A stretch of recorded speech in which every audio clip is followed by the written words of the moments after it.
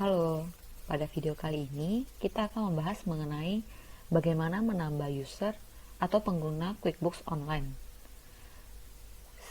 Selain itu kita juga bisa membatasi akses yang digunakan oleh user tersebut.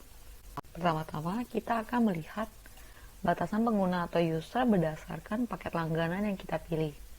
Contoh di sini, jika kita menggunakan paket Simple Start, maka kita hanya dapat memilih satu user. Jika pakai Essential 3 user, plus 5 user, dan Advanced 25 user. Non-billable user di sini adalah user di mana kita dapat memilih memberikan akses bagi user, tapi tidak mempengaruhi billable user kita. Jadi contoh di sini non-billable user ya, untuk pakai Simple Start kita dapat memilih 2 accountant firm, yaitu di sini contohnya konsultan keuangan. Untuk Essential ada 2, plus 2, dan Advanced 3. Kemudian untuk masing-masing paket tersebut memiliki privilege yang berbeda. Contohnya jika untuk unlimited time tracking dan reports only itu hanya bisa diakses oleh paket plus dan advance, sedangkan untuk simple start dan essential tidak bisa. Baiklah, kita akan mulai saja ke demo contohnya. Pertama-tama kita klik gear button yang ada di sebelah kanan atas, kemudian kita pilih manage users.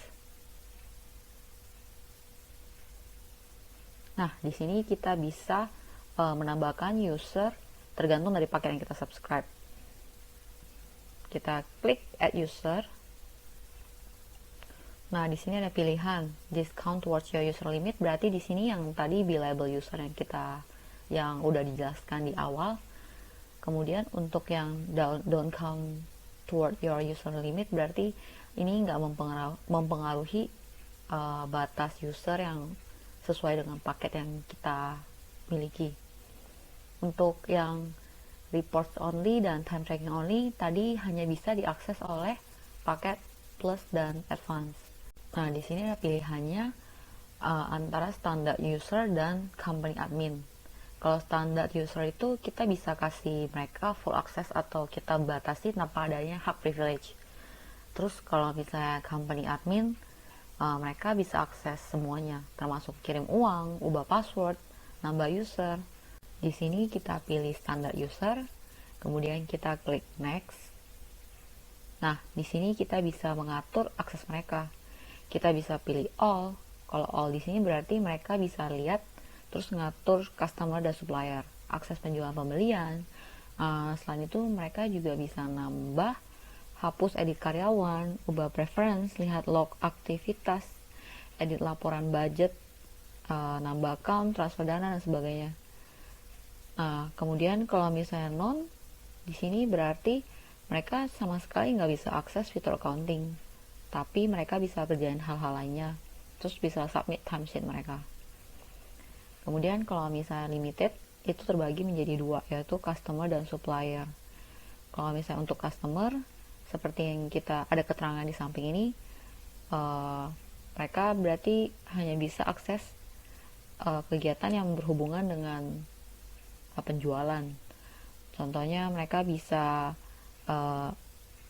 bikin invoice, sales receipt, retur, terima pembayaran, pokoknya segala sesuatu yang beraktivitas sama customer deh. Nah, di sini ada aktivitas yang mereka tidak bisa lakukan. Kemudian untuk pilihan supplier, nah mereka bisa input tagihan dari supplier, buat cek, bayar-bayar, bisa cek supplier, dan semuanya.